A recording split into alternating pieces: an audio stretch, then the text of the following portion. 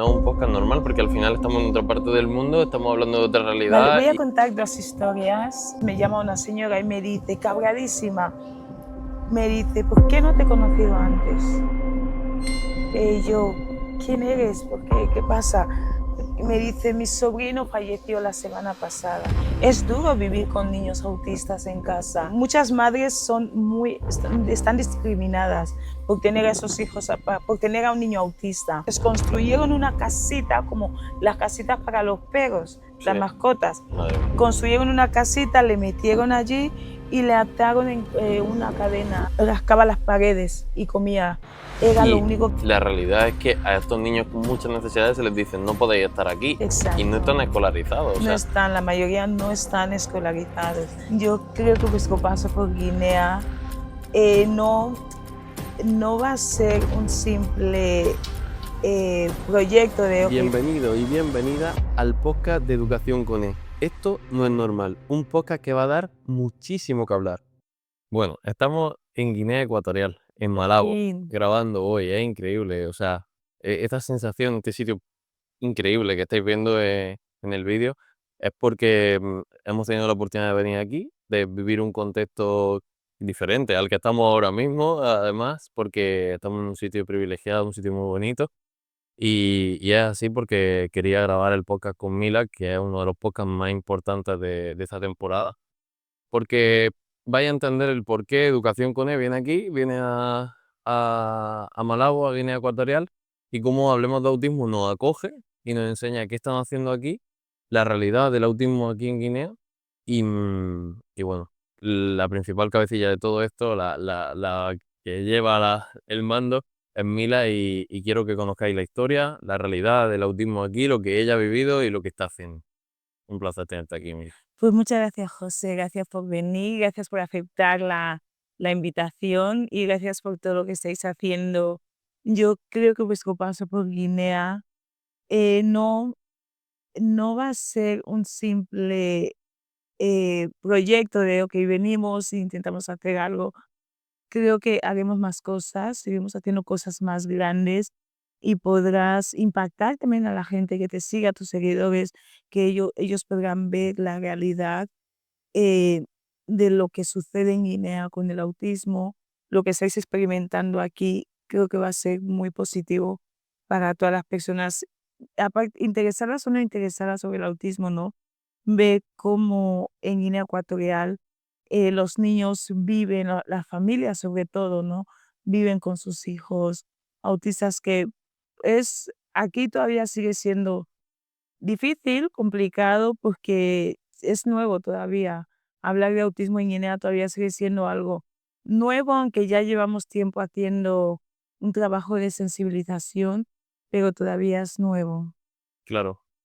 Realmente eso es lo que primero que quería hablar contigo para que la gente aterrice, entienda el contexto. No es un podcast normal porque al final estamos en otra parte del mundo, estamos hablando de otra realidad y es maravilloso poder hacerlo también así.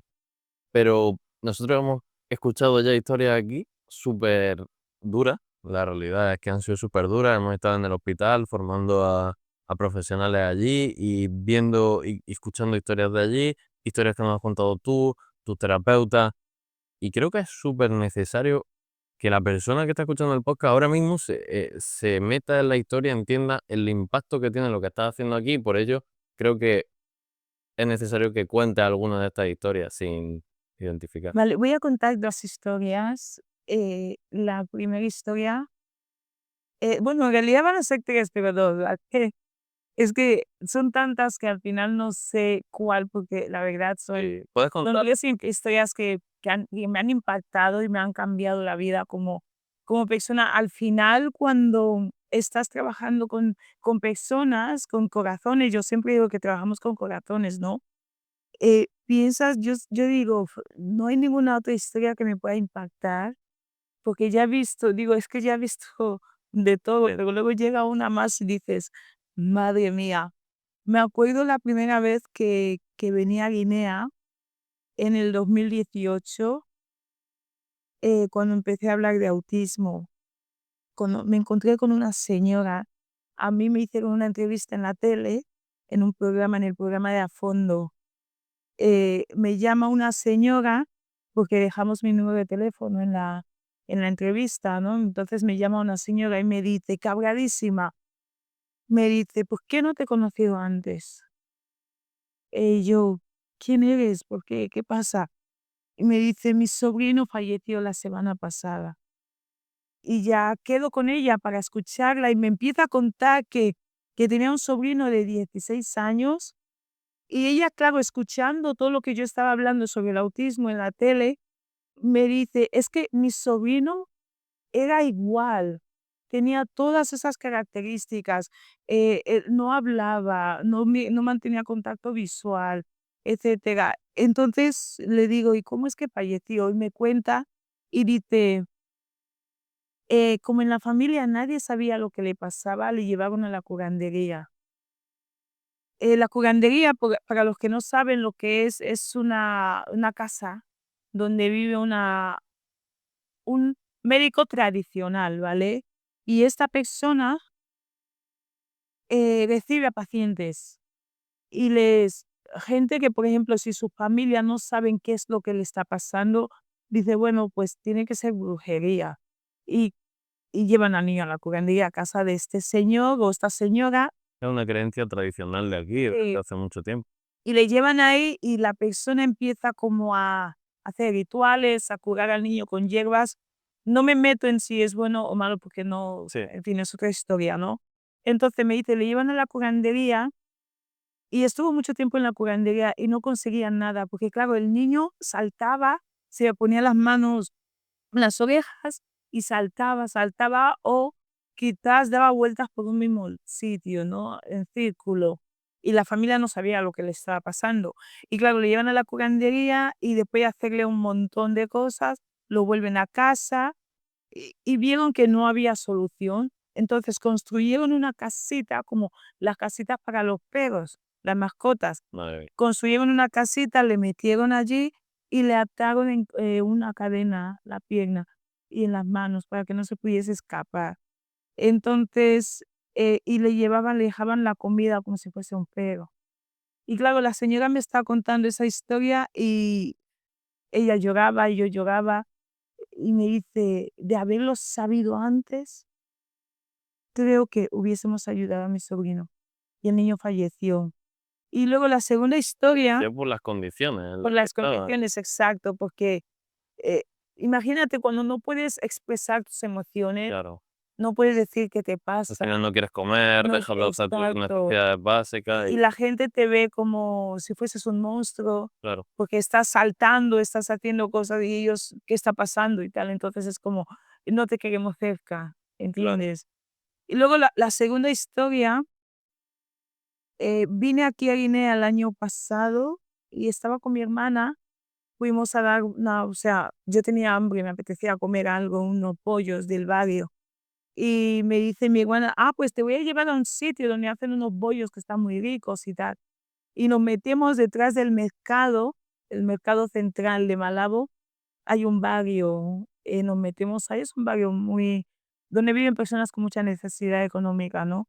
Entonces nos metemos en este barrio y justo estamos cruzando por una casa y mi hermana es la que se dio cuenta, ve a un niño que está sentado desnudo, había mucha arena, mucho polvo, el niño está sentado ahí, está comiendo la arena y se le estaba echando la cabeza.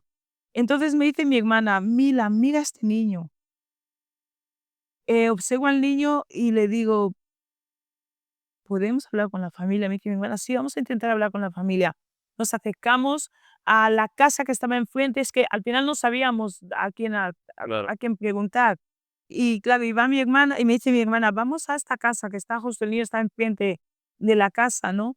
Y había una señora que estaba ahí haciendo algo de comer, limpiando, no me acuerdo, una señora mayor, y nos acercamos y le preguntamos: "Hola, ¿conoces a este niño?". Y dice: "Sí, vive aquí, pero su madre está por ahí", no sé qué. Nos respondió muy mal. Y claro, nos invitó a marchar y nos fuimos a comprar los bollos y al regresar me dice mi hermana: "Si volvemos a encontrar a este niño en esta misma situación, tenemos que hablar con alguien, no nos vamos de aquí". Volvimos, nos encontramos al niño haciendo lo mismo y ya volvimos a la señora y le dijimos: "Por favor, ¿podemos hablar con alguien que nos explique qué le está pasando a este niño?". Claro. Y ya nos dice: "Está la mamá por ahí". Y la madre estaba lavando ropa en esa. Eh, y nos acercamos a la madre y le pregunto: "Oye, ¿todo bien con el niño?". Y se queda mirándonos y nos dice: "¿A ti qué te importa?". Y yo: "No, de verdad, todo bien con el niño, queremos ayudar". Y dice la madre: "Mi hijo es autista, nos han dado un diagnóstico", y ya nos quedamos a hablar más con ella, y se pone a contarnos que es una muchacha de 27 años, que ella tuvo que dejar la universidad para cuidar a su hijo 24 horas, que el niño no comía nada, lo único que come es tierra, y rascaba las paredes y comía. Era lo único que hacía, y se escapaba. Entonces ella nos decía: Mi hijo se escapa y podemos pasar 2 días buscando al niño, no sabemos dónde está".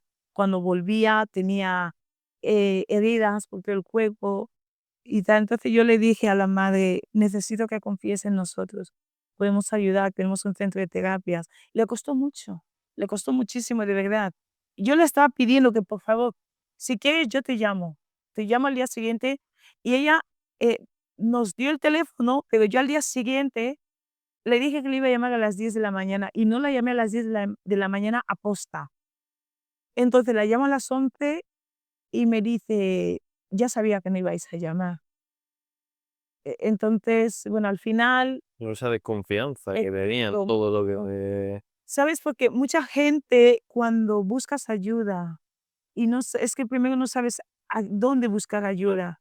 No sabes, incluso aunque sepas dónde no existe la ayuda, ya.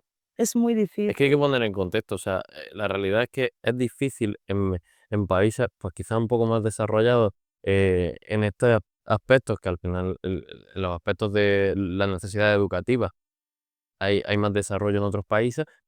Y concretamente aquí, se está empezando porque veo esa iniciativa en algunos aspectos, pero creo que es que la realidad es que todavía no hay algo asentado, no hay tantos profesionales y es difícil porque te encuentras en una realidad en la que crees que tu hijo tiene o está embrujado, quizás, o te dicen cualquier tipo de diagnóstico que puede estar equivocado. eh, y realmente, como persona que tiene que lidiar día a día con su hijo sin ningún tipo de herramientas ni conocimiento. Ahora quizá con el internet un poquito más, pero no puedes, o sea, tienes que hacer lo que puedes y es verdad que hay gente pues que lo mismo, pues como el caso anterior, abandona un poco esa lucha, por así decirlo. Sí, porque es que también hay que tener en cuenta que es duro vivir con niños autistas en casa. Y, y si ves que no encuentras respuestas, no sabe, y también tener en cuenta que muchas madres están discriminadas por tener a esos hijos, por tener a un niño autista. Claro, Y ellas es como, no me acepta la sociedad, o sea, no aceptan a mi hijo. Y si no aceptas a mi hijo es que no me estás aceptando a mí. claro. Los niños no pueden ir al cole, no son aceptados en el cole. Yo eso ahora lo entiendo, antes me frustraba porque decía: ¿cómo es que no los aceptan en los coles?". Pero también hay que tener en cuenta que, Las eh, ratios son altísimas, exacto, la rata es altísima y si no puedes lidiar con 40 niños, claro. imagínate tener 40 niños y luego tener a un niño autista. Sí, O sea, los profes no pueden, no dan sí. abasto. Entonces, Grabando el documental de la aula por el mundo, estábamos comentando que las ratios en los coles son altísimas, como estábamos diciendo, que las necesidades educativas se cubren casi que bajo mínimo, si es que se cubriesen en algún caso, y la realidad es que a estos niños con muchas necesidades se les dice: "No podéis estar aquí", y exacto. no están escolarizados, o No sea, están, la mayoría no están escolarizados. Y ese niño, por ejemplo, del que estamos hablando, no estaba escolarizado, no podía. Y claro, la mamá tiene que renunciar a su vida, o claro. sea, renunciar a hacer una vida, Pasar que al todo el tiempo final, con él, y pasar todo el tiempo con el niño. Entonces era como, ¿qué haces?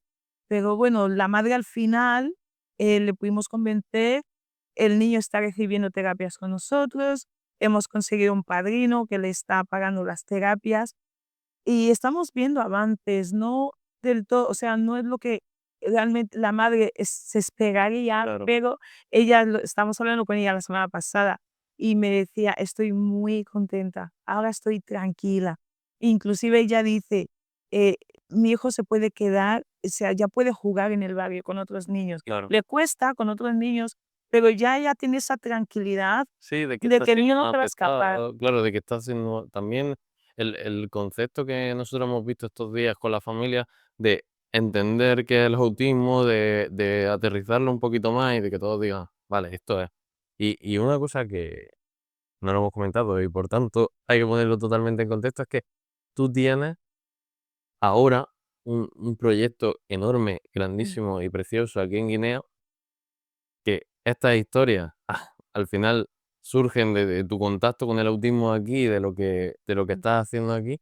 Y es que, viniste a Guinea hace ya años a hablar de autismo como en ponencias, en formaciones, y ahora tienes un centro de terapias con terapeutas, y quiero que cuentes un poco eso y ponga en contexto. Sí, igual, yo me acuerdo todavía, estaba en mi casa en Madrid, en Móstoles, estaba sentada con mi tía y mi abuela, y dije: "Tengo que hacer algo". Y puede, no sé, me tengo que apuntar a algo más de bueno, todo empieza porque yo estaba estudiando educación infantil, y un día mi profe, me parece que la asignatura era desarrollo emocional o algo así del niño. Y empezamos a hablar de necesidades especiales. Y ya mi profe dice: "Mila, ¿cómo se lleva el tema del autismo en tu país de origen, en Guinea Ecuatorial?". Y yo no tengo ni idea, la verdad. Dije: "No tengo ni idea". Y claro, yo llego a casa y me empecé a sentir mal de: "Madre mía, Mila, por mucho que estés viviendo en España o todo lo que tú quieras, tú eres de Guinea y tienes que estar informada, ¿sabe?".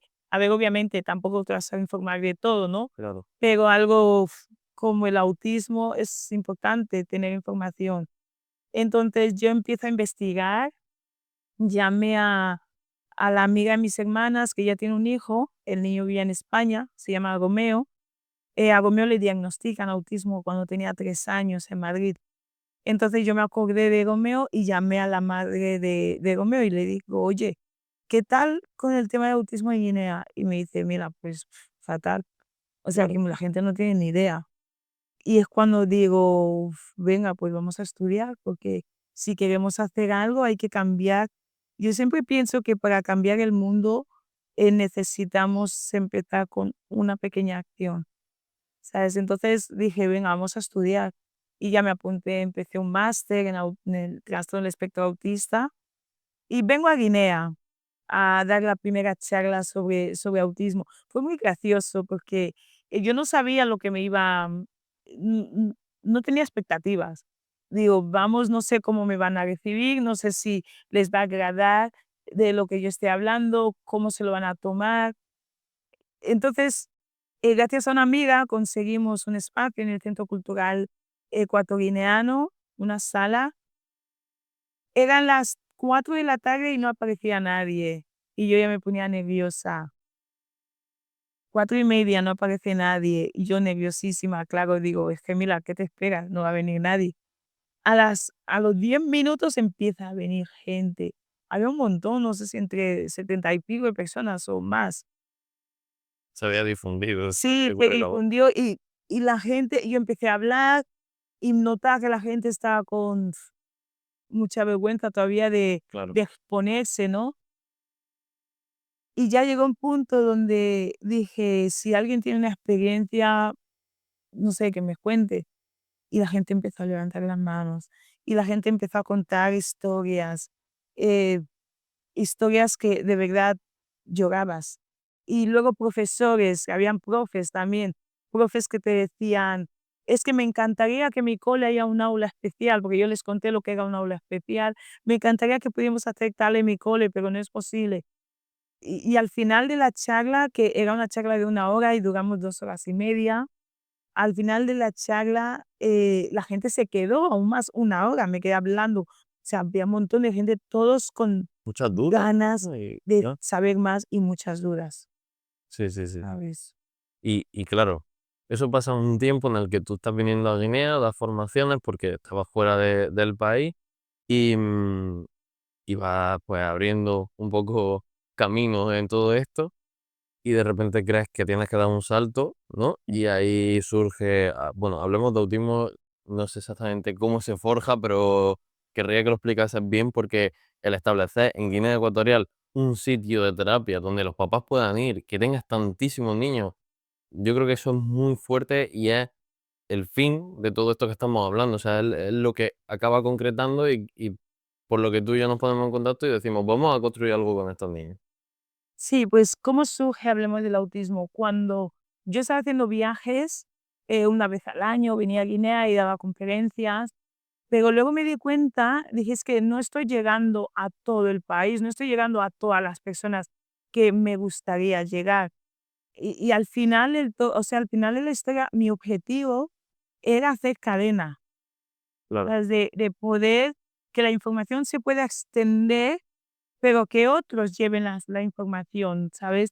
Entonces, en el 2022 yo me mudo a Irlanda y vengo a Guinea, viajé a Guinea en 2023, en febrero, pero antes de viajar a Guinea, a finales de 2023, de 2022, hablando con Margarita, otra vez con la madre de Romeo, le digo: "Mira, podemos hacer algo, algo más, porque ya me estoy agobiando con la idea de es que no estoy llegando, no, tampoco es que cuando estaba en España no tenía un buen trabajo, era mucha inversión económica estar viajando siempre a Guinea, y digo, es que hay que buscar, me dije a mí misma, mira, tienes que buscar una estrategia para que pueda llegar el mensaje a más personas". En ese momento, a finales de 2022, perdona, yo no tenía idea de las redes sociales, no las manejaba muy bien. Entonces, a principios así del 2023, decido abrir el Instagram, abro la cuenta de Instagram y ya me acuerdo con mi compañera de trabajo en Irlanda, Carmen, empezaba, es que no sé qué nombre ponerle, no sé, abrir una cuenta de Instagram, pero ¿qué le pongo? Algo relacionado con el autismo. Sí, ya tenía el nombre de Proyecto Gomi, pero al final Proyecto Gomi el nombre es como, se te queda pequeño, ¿no? Porque es un proyecto específico. claro, lo que quieres hablar es de autismo, o sea, Exacto, difundir el quiero autismo. hablar de autismo, quiero formar a personas y tal. Entonces, y hablando con mi compañera, es como, es que quiero hablar de autismo. Y ya es cuando salió pues venga, hablemos del autismo. Muy bonito, ¿no? Y ya así abrimos la cuenta de Instagram y empezamos a hacer vídeos cortos, porque dije, es que las redes sociales es un arma muy poderosa, ¿no? Si lo usas bien. Claro. Digo, si empiezo a compartir vídeos cortos hablando de autismo, explicando qué es el autismo y tal, llegará a mucha gente. Entonces, los vídeos se empezó a compartir los vídeos también por los estados de WhatsApp, de guineanos, y empecé a recibir mensajes de madres de Guinea que me decían: "Ah, yo tenía una duda, mi hijo no sé qué, ¿qué puedo hacer? ¿Dónde puedo buscar esa ayuda?". O sea, cada día, te digo honestamente que recibía al día como 20, 30 mensajes, ¿no? En el DM del Instagram. Y ya una madre me dice: "Estás hablando mucho", así me dijo, literal.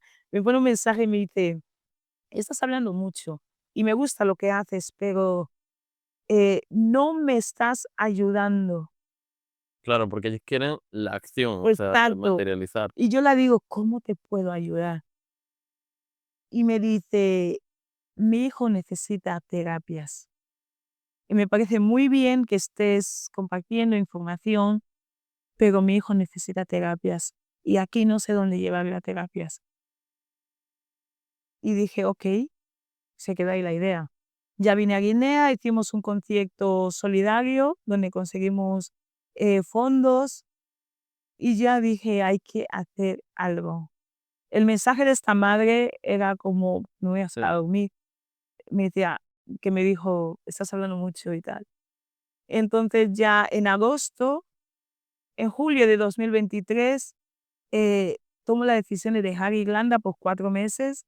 Digo: "Es que si ir a Guinea una semana, 2 semanas o un mes no es suficiente".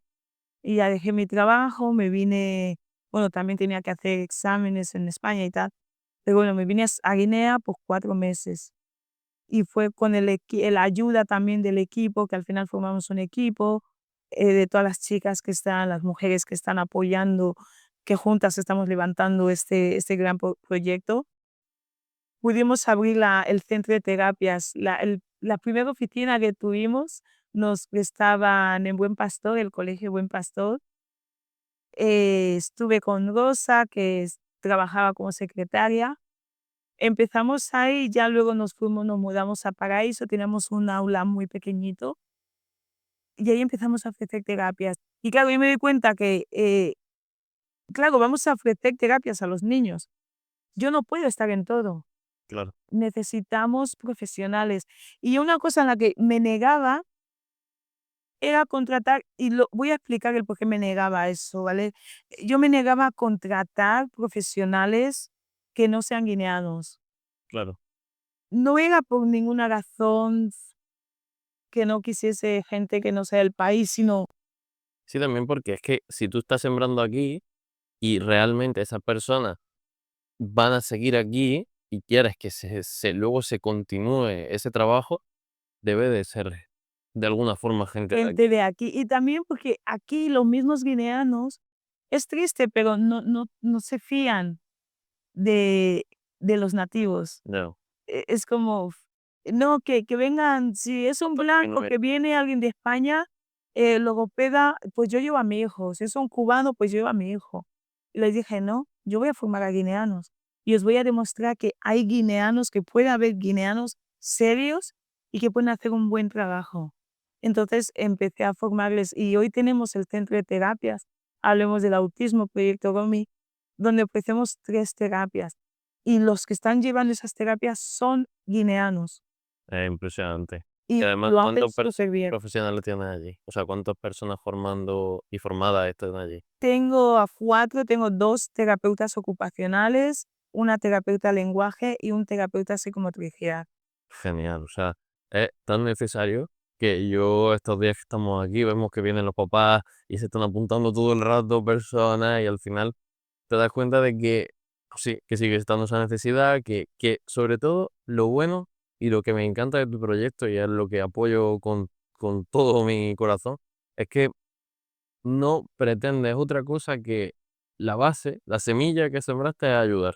Y es poner y dar a los demás, no beneficiarte tú. Y eso es maravilloso, porque a esos profesionales hay que pagarles, a esa terapia hay que materializarla, es decir, tienes que tener recursos, tienes que tener materiales. Nosotros podíamos aportar, pero vosotros conseguís, traéis cosas y tenéis iniciativa y formáis, y eso es súper necesario, porque si tú quisieras montar una empresa como tal, beneficiarte de esto y al final no saldría, porque ¿a quién está ofreciéndole esto? A las familias de a pie, ¿no? A los que están en Guinea con necesidades reales, con su niño en la tierra, comiéndose la pared, con una madre que no puede más, que la hemos visto estos días, y eso es lo que es tan impresionante de tu proyecto, y lo que di tanta fuerza, y te doy la enhorabuena, evidentemente. Exacto, es que luego nosotros la tercera historia que, bueno, no lo voy a contar todo, pero quiero mencionarlo, que porque has dicho lo de, al final es la base del proyecto es ayudar a familias, ¿no? Teníamos una madre que nos contaba que ella tenía que lavar un pañal y reutilizarlo 3 veces, porque no podía ni siquiera comprar comida para su hijo. Familias como estas, si no hacemos lo que estamos haciendo, si al final lo construimos como una empresa de hay que conseguir beneficios económicos, ¿quién va a mirar o velar por esas familias? Claro, ¿Qué va a pasar con esos niños autistas que no tienen la posibilidad de tener unas terapias? claro. Al final se van a quedar marginados en el país, Sí, en la ciudad. Primero los vecinos, los niños no quieren jugar con ellos, la gente ya los ha tachado, ya les ha puesto una etiqueta de este niño es brujo, este niño es anormal, este niño es no sé qué. claro, Y luego viven en esa situación, esa condición de pobreza. ¿Qué hacen? ya. No es que no tienen nada, o sea, no hay recursos. Eso lo vemos mucho aquí, hay unas partes en las que vemos una serie de recursos que están llegando, otras partes, otros conceptos de sociedad en los que los recursos ya han llegado, pero luego hay una parte real de familia, de que el sentido familiar de aquí es tan fuerte que se cubre un poco, pero la realidad es que a la hora de materializar cualquier cosa, hoy estábamos en el cole y hablábamos de, pues, los materiales de clase, las cartulinas, cualquier cosa que lo he reflexionado mucho y lo hemos reflexionado los profesionales que venimos aquí desde España. No la idea no es generar necesidades aquí, es que esas necesidades que ya están, sin más, con los medios que tenéis aquí, poder, o sea, ayudar a que se resuelvan esas necesidades o poder aportar conocimientos o materiales o recursos que mejoren esas circunstancias, esos contextos que viven las familias. Y bueno, evidentemente, Mila, tú con tu proyecto lo estás haciendo, es admirable completamente, es maravilloso. Me alegro tanto de que me hablases ese día y que pudiésemos, eh, pues yo con mis ganas, decirte, venga, Mila, que me voy a Guinea, que me voy, y transformarlo en algo así tan bonito. Y estar hoy aquí, haber podido grabar esta conversación y que las familias de Guinea pues también tengan esto y puedan ver de alguna forma la esencia del proyecto, que yo sé que tú lo has contado, que ellos lo conocen, pero que si en algún momento quieren ampliar información o las mismas familias de España que viven su contexto desde allí y creo que necesitan también,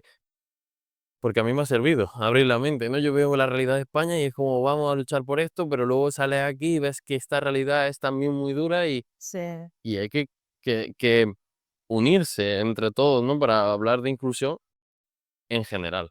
exacto. Y luego te das cuenta que al final, para mí, yo personalmente, no es como un trabajo, no es como, un desgaste o una inversión, sino es tú cuando ayudas, cuando trabajas con familias, puedes, es que ni siquiera es ayudar, porque yo no siento que estoy ayudando, siento que está haciendo un intercambio. Sí, ¿Entiendes? Yo puedo ofrecerte lo que tengo y lo que me dan a cambio es cuando tú ves, por ejemplo, a madres que te mandan un mensaje y te dice, mi hijo por primera vez ha cogido un cepillo de dientes. Para mí me estás devolviendo todo lo que yo te estoy dando. ¿Entiendes? Padres que, por ejemplo, te dicen, mi hijo de 7 años nunca había hablado y ahora está cantando. claro. Tenemos un muchacho que tiene 30 años, está recibiendo terapias con nosotros. Él ahora está trabajando, una empresa le ha aceptado en un programa de inclusión y está trabajando. O sea, tú ves esas cosas y dices, escuchas esos testimonios y dices, Sí, merece la pena seguir haciendo lo que estamos sí. haciendo. ¿Sabes? El cambio ese que tú dices, eso es verdad. Yo lo siento en el día a día y sé que los que amamos esta profesión, lo sentimos, ¿eh? Que podría trabajar en esto sin dinero, o sea, sin que hubiese dinero en medio, me refiero a los docentes en España. Yo cuando estoy allí siento y me levanto por la mañana y digo, es que voy a mi trabajo con la pasión más grande del mundo porque todos los días cuando recibo un cariño, una sonrisa, lo que sea, es como que ya está, yo no, casi que no necesitaría más, ¿no? Si viviésemos una Exacto. sociedad idílica. Y, y bueno, pues desde aquí es maravilloso y estar aquí, haber materializado esto y te lo quiero agradecer muchísimo, Mila. Ay, muchas gracias. Y también gracias a todos los que nos están apoyando, la gente aquellos que comparten los videos, los que nos invitan, gente como tú que no me, o sea, la oportunidad de poder grabar este podcast, porque yo sé que gracias, este video llegará a mucha gente, todos los que comparten la información, hablan, llega gente a la oficina. Yo siempre les pregunto, ¿cómo nos has conocido? Por un video de Instagram, por un video de YouTube, porque alguien me pasó el video. Claro. Al final es esta cadena de la que yo hablaba antes, ¿no? Sí, De todos los que estamos trabajando de una forma u otra, indirecta o directamente, estamos haciendo que esto pueda funcionar. Porque no se trata de Mila. Esta mañana yo estaba sola en la oficina, trabajando y pensaba en eso, decía: "Es que Mila no es necesaria".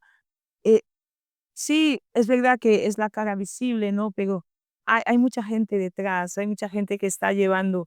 Y si yo no tuviese todo este apoyo, no haría nada, no claro. podría hacer nada. No se genera esa Exacto. cadena sola.